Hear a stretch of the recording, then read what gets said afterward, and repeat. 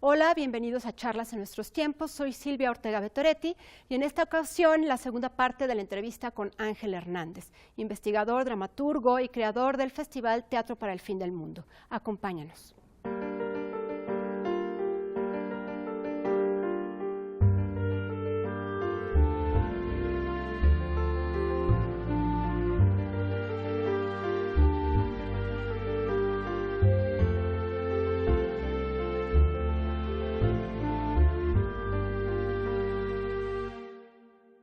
Hola Ángel, bienvenido a esta segunda parte de tu entrevista. Platicábamos un poquito de tu dramaturgia y queríamos hacer como énfasis en aproximaciones al interior de una ballena, ¿no? Que es un texto que habla un poco sobre pues el contexto de violencia, ¿no? Que hay en este país, ¿no? Debido a la guerra del narcotráfico. Y hay una jovencita, una adolescente, que está huyendo con el asesino de su padre sin saberlo un poco, ¿no? En esta poética del horror, pero también una poética de la belleza. ¿Qué significa para ti este texto y cómo te aproximaste a este tema? Bueno, una gran metáfora. Me di cuenta que en el tratamiento de los bandos no hay en realidad un culpable, no hay un asesino, no hay una víctima. Lo que hay es realmente una comparecencia donde todos en algún momento tenemos que llegar a rendir cuentas como sociedad civil, los soldados, los integrantes de los cárteles, la sociedad civil, los políticos. Me parece que en ese sentido existe realmente una repartición justa de responsabilidades en lo que ha sido este momento devastador para un país como México. Y en ese sentido, aproximación al interior de una ballena plantea una línea de tiempo bastante delgada que justo divide la responsabilidad de un soldado y de un criminal frente al uso específicamente de una relación sentimental, ¿no? ¿Cómo puede también el amor intentar dialogar con estos escenarios de crisis y de violencia sin decir en ningún momento que este puede venir a salvarnos, sin decir que este puede ser la solución para nuestro problema nacional que cada vez se vuelve más complejo y se enraiza más en las circunstancias de vida de la gente? Pero sí quizá la posibilidad de relacionarnos de manera completamente estrecha y de vincular nuestras emociones con el otro pueda proponer una alternativa de observación específica en un momento en donde se ha polarizado la sociedad civil, donde ya no hay un encuentro, donde no hay posibilidades de diálogo. Creo que ahí aproximación al interior de una ballena pone una pregunta sobre la mesa que me parece importantísima en estos momentos. ¿Quién es el generador de la violencia que ha venido causando esta gran pena nacional? Ahí en tus textos, yo incluyo Padre Fragmentado también, esta como invisibilidad de los personajes, ¿no? Estas cosas de que ellos no, como si no existieran. Y lo manejas mucho a través de sus cuerpos, ¿no? Los hombres son cuerpos mutilados, las mujeres son mujeres violadas. ¿Qué hay de esto en tus textos, ¿no? Hay como, los cuerpos son muy importantes en tu poética. Sí, en el caso de Padre Fragmentado intenté reconfigurar un cuento de hadas a partir del luto que vive una chica al momento de perder a su padre, encontrarlo fragmentado dentro de una bolsa fuera del colegio, su padre un narcotraficante. Y a partir de ahí también la dignificación de poder vivir la pena de la ausencia del padre luego de su muerte por medio del personaje central, que me parece un acto obligado cuando estamos tratando de repartir justo esta dignificación de manera amplia y repartida en toda la sociedad. También los hijos de los criminales necesitan guardar su luto. También tienen derecho a generar un estadio, por lo menos, ¿sí?, de conciencia sobre las circunstancias que han venido permeando para que este tipo de situaciones sucedan. Y en el caso de Padre Fragmentado, creo que existe una posibilidad de resignificación sobre la violencia y sobre la brutalidad de las ejecuciones por medio de una necesidad siempre puntual de resignificar estos momentos de angustia y tratar de encontrar una alternativa de imaginario amplio que pueda venir a cobijarnos, ¿no? El personaje principal lo que hace es eso, crear un mundo fantástico al interior de un duelo sin precedentes, luego de la situación de la ejecución del padre, y por medio de esto buscar posibilidades de sobrevivir en una sociedad que de cierta forma comienza poco a poco también a hundirte, a despreciarte y a marginarte por tener un vínculo cercano con un criminal. Y bueno, este objetivo que tiene ese personaje, ¿no?, de crear como este mundo más amplio, más incluyente, también lo haces con tu compañía Salto Teatro, ¿no? Es un poco también la misión. Y Ángel, platícanos un poco, con esta compañía has hecho varias intervenciones escénicas alrededor del mundo, ¿no? Una de ellas en la Cuadrenal de Praga, Ciudades en Congelación. Otra en Japón, nos decías en el programa anterior, en Haiku del Derrumbe, otras en Chernóbil, Voces de Chernóbil, ¿no?, en Ucrania, y Novias del Opio en Afganistán. Platícanos un poquito cómo haces este trabajo con tu compañía.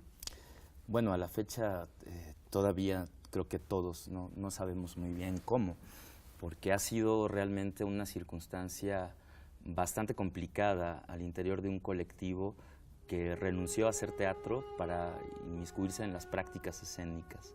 Eso para nosotros creo que fue una posibilidad de entendernos ya no solo como artistas, sino también como ciudadanos en busca de respuestas, ¿no?, o de más preguntas que puedan acumular quizá respuestas más inmediatas, más cargadas de significado y de posibilidad de entendimiento. Nosotros iniciamos una primera etapa de nuestro trabajo por medio de un programa de intervenciones en espacios públicos y privados de la ciudad. Esto nos lleva a tener un perfil bastante claro relacionado con la delincuencia también, porque el manifiesto de las artes en general en la vía pública también requiere de ciertos parámetros de control por parte del sistema. Quiero decir, todo lo que opera el control de las ciudades en este país.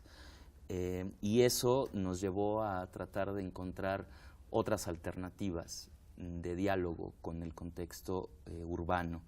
Y creo que una de las posibilidades que se manifestaron como inmediatas fue justo empezar a encontrar otros contextos en el mundo que pudieran también detonar imaginarios, discursos, posibilidades poéticas para el tratamiento de nuestras temáticas. La principal tiene que ver con la sobrevivencia humana. En el caso de Ciudades en Congelación, que fue el proyecto que se presentó en Cuadrenal de Praga en 2015, hicimos un proyecto específicamente relacionado con objetos que pertenecían a desaparecidos en este país. Estos objetos se acumularon en refrigeradores con la intención de generar una metáfora de la conservación de la memoria por medio específicamente de la congelación.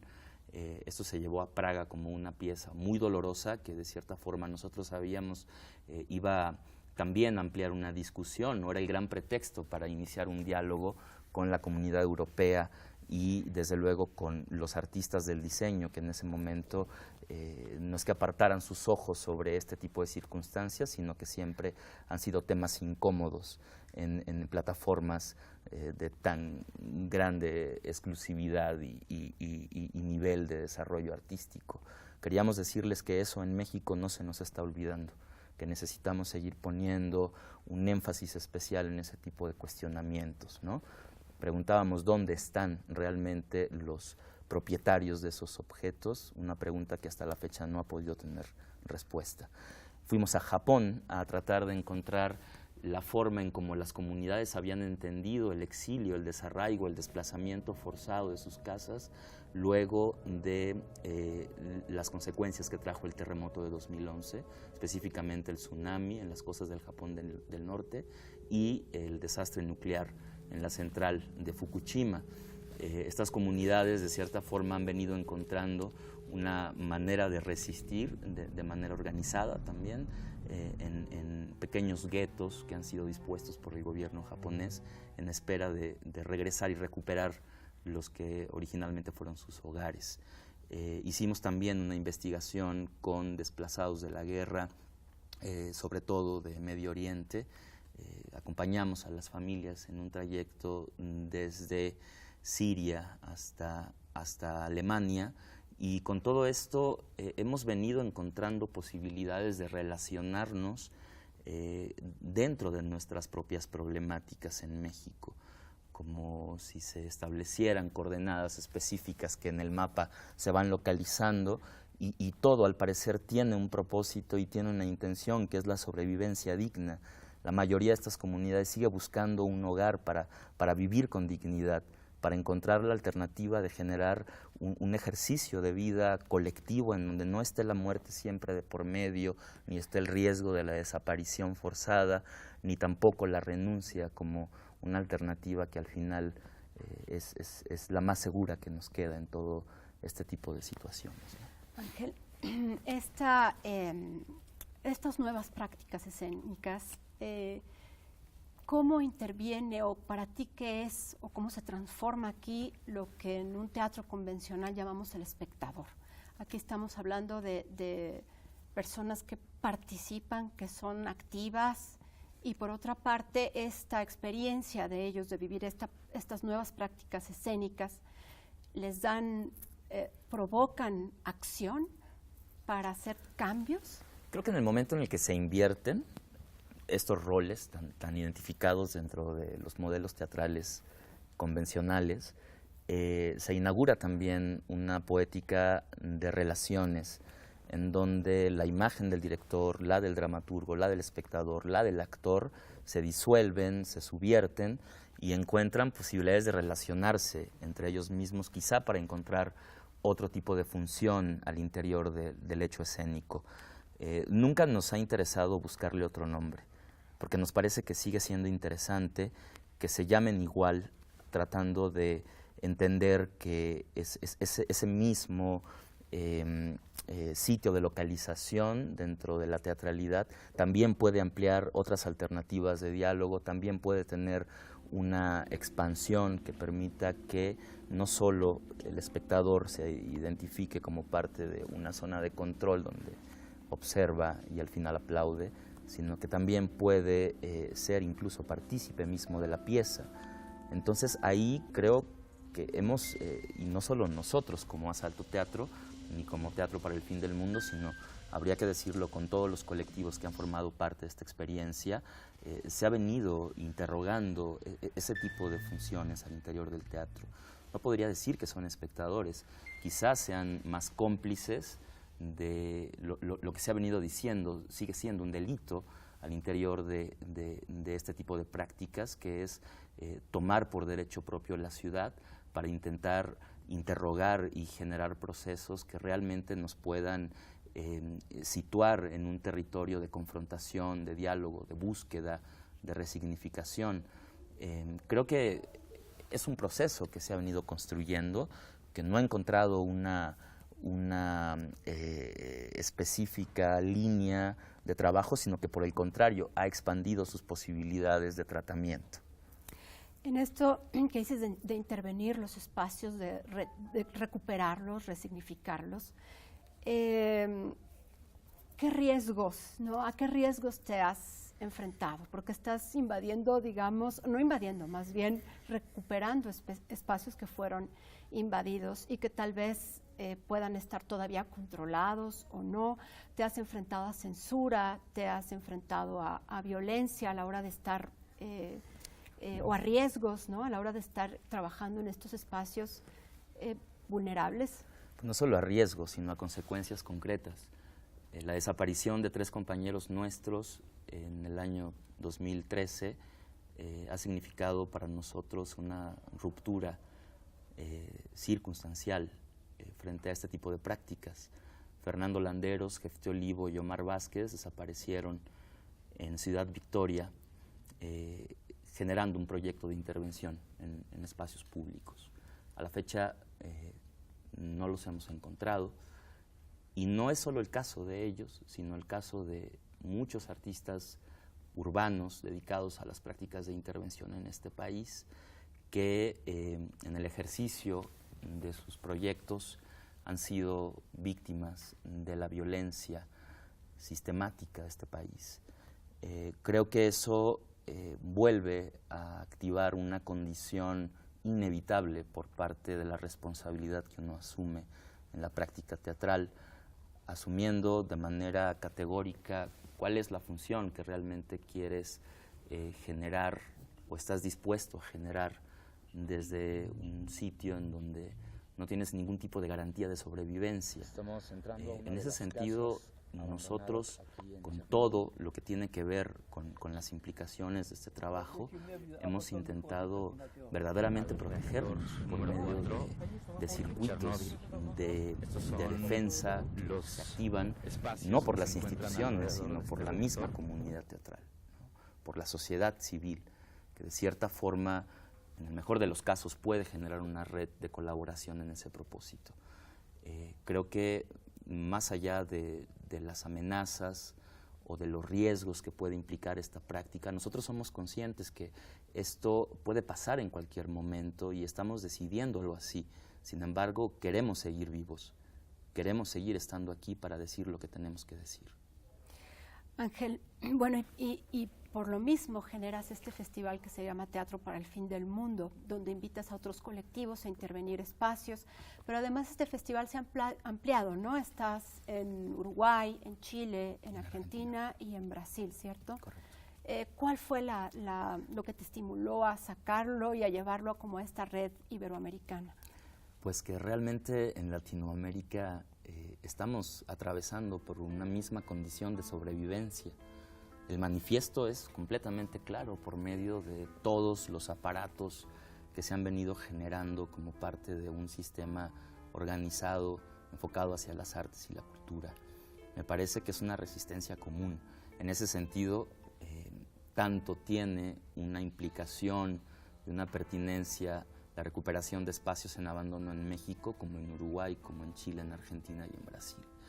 Las condiciones quizá de manera específica sean diferentes. En Argentina hay toda una experiencia en relación a la desaparición forzada que les ha dado un aprendizaje digno, del que nosotros también, de cierta forma, hemos venido tratando de tomar herramientas, de prácticas de lucha en México, en el caso de Uruguay también, en el caso de Chile también, en el caso de Brasil con este gran sistema de gentrificación, de marginación, de violencia, se han venido también generando alternativas que reflexionan sobre el espacio público y privado como una alternativa real para la recuperación de las ciudades y la resignificación de las artes escénicas.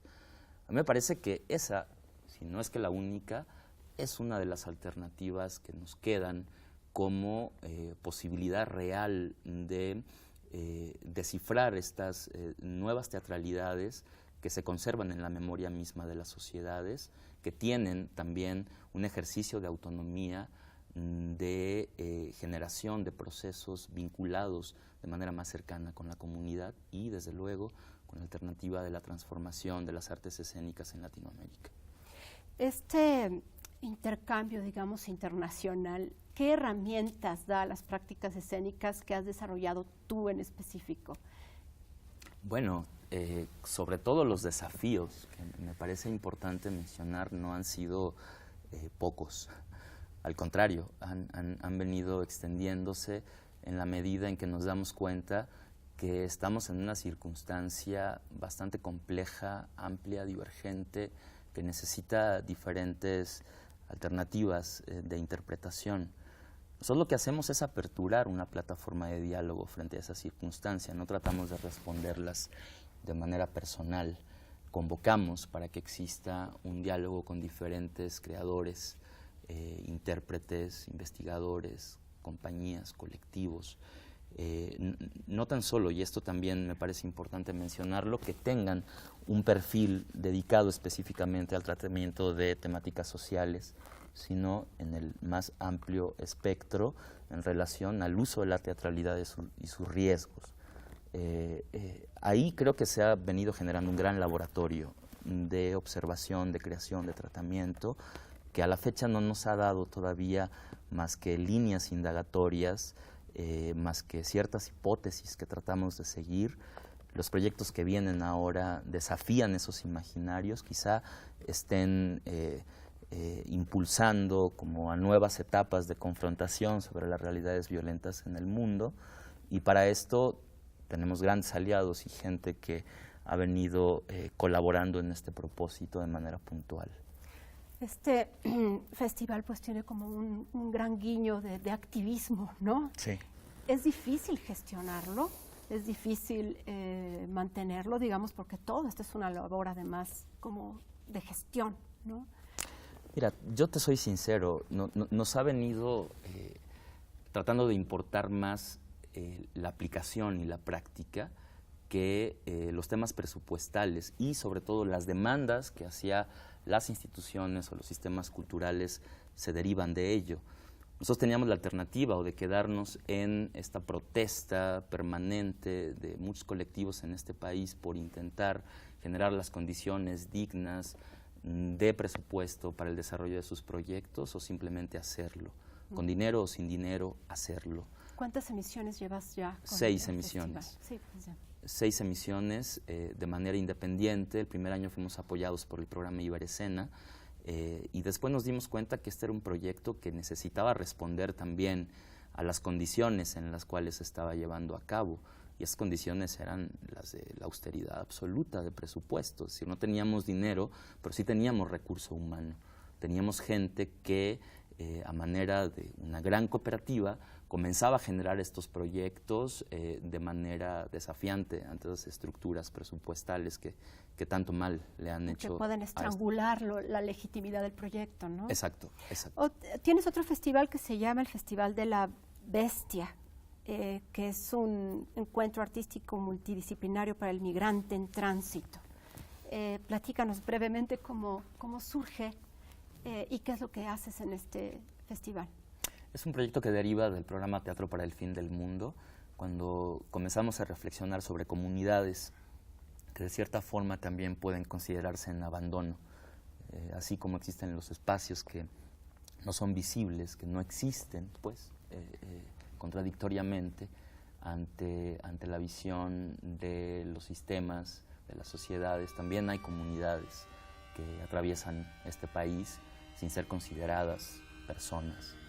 Y eso nos interesó mucho, nos parecía que ahí necesitábamos hacer un trabajo de campo amplio que permitiera justo tener un tratamiento de observación, de investigación y de aplicación multidisciplinaria. Así se crea el Festival de la Bestia, con comunidades migrantes donde justo las actividades se llevan a cabo a bordo del tren conocido como La Bestia, y esas actividades, que además son en todo sentido multidisciplinarias en el aspecto de que no están determinadas por un cierto carácter de género. No es teatro, no es danza, no es poesía, no es cine, sino que es todo a la vez, en un ejercicio ahí de colaboración y de intercambio entre las expresiones y los discursos.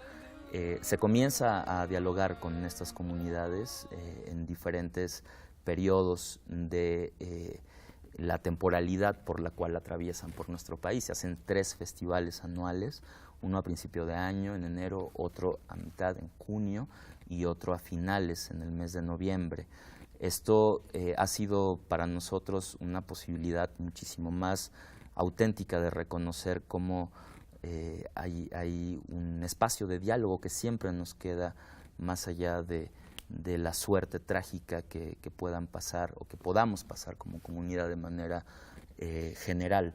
El festival ha tenido ya 10 emisiones, gracias a la colaboración de diferentes colectivos. Hemos visto atravesar a muchas comunidades migrantes por este país y nos hemos visto atravesar a nosotros también como migrantes en esta causa de reconocimiento por la dignificación de un territorio que podamos reconocer como un territorio común y un territorio que también a nosotros nos pueda reconocer como personas dignas de vivir ahí. Ángel, platícame un poco de tus proyectos futuros, lo que estás preparando ahora para estos festivales, pero también como dramaturgo o con tu colectivo. Vamos a Franja de Gaza, ese es nuestro próximo proyecto. Queremos, luego de un proyecto que se inició justo hace 2 años, tratar de indagar sobre la situación que se vive específicamente con el tema del muro que divide Franja de Gaza con Israel, Palestina con Israel.